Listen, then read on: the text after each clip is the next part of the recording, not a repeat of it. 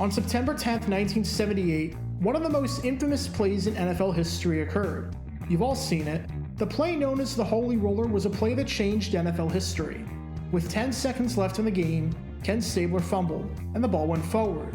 Whether this was an intentional fumble, who's to say, since Stabler has given contradicting answers on this. However, with the ball out, two Raider players deliberately batted the ball forward so that it would reach the end zone. Dave Casper fell on it, the Raiders won the game 21-20, and after the season, the rules were changed to prevent anything like this from ever happening again. What we got after the Holy Roller was the rules that are still in place to this day. If an offensive player fumbles the ball on 4th down or inside the final 2 minutes of the half, only the fumbling player can recover and advance the ball. The rule was designed to prevent something like this from ever happening again. Want to see it happen again? Because 1 year later, a lesser-known, almost forgotten play in NFL history occurred. May I introduce you to the play that I'm calling Holy Roller 2. October 15, 1979. Just like the more notable Holy Roller, this was an AFC West matchup. This time, the matchup was between the Denver Broncos and the Kansas City Chiefs. It's a big game for both teams. The AFC West is a dogfight, with 3 teams tied atop the conference at 4-2, including both Denver and Kansas City. Plus, in a time where 5 teams made the playoffs in each conference, 8 of the 14 teams in the AFC had a record above 500, and 10 of the 14 teams were at 500 or better at this point, so both teams had a lot to play for. As a side note, one of Denver's wins came against the Seahawks, which I made a video about in the upper right corner. Here's the situation on the play. Denver leads 3-0 in a pretty uneventful first half, and the Chiefs have the ball with 17 seconds left in the half, just looking to run out the clock and go into the half, with it still being a one-possession game. That's when this bizarre play happened. Roll the tape.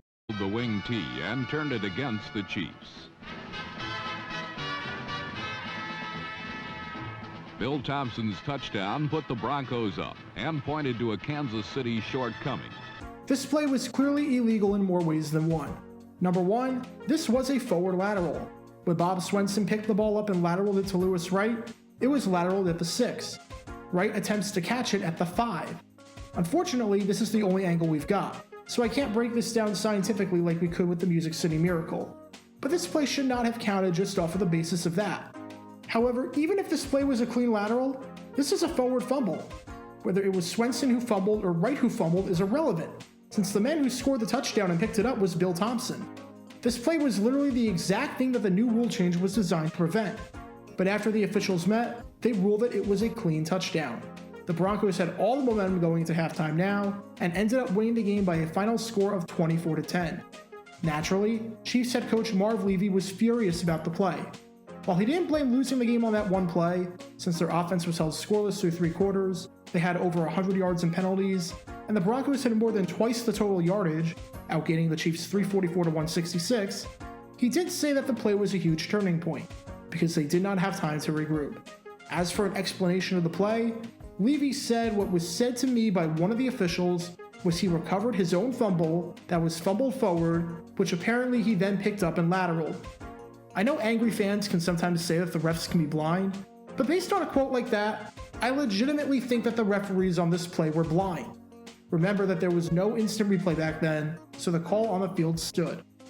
It's crazy how a play was so big and so controversial that it forced the NFL to create a new rule to prevent anything like it from ever happening again. And then not even 1 year later, that rule gets tossed out the window. While the sequel wasn't quite as important or dramatic as the original, it was just as blatant.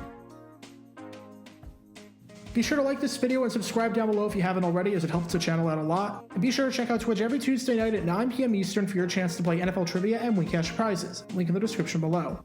If you want to see videos like this condensed down to 60 seconds, then follow me on TikTok at JaguarGator9 and subscribe to 60-Second NFL History on YouTube.